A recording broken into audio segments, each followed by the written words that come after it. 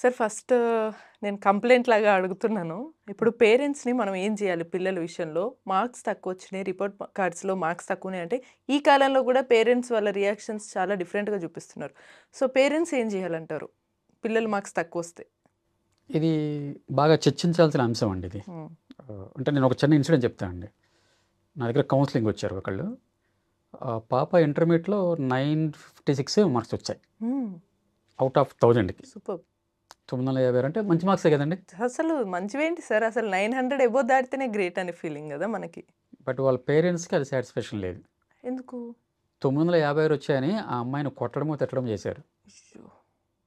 Parents. అంటే 1000కి 1000 ఇంకా రావాలంటనా? సరిపోలేదు వాళ్ళకి.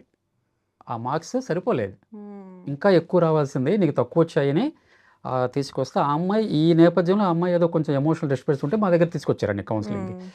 నాకప్పుడు ఆశ్చర్యం వేసిందన్నమాట. 956 మార్కులంటే చాలా ఎక్కువ వచ్చినట్లే గదా!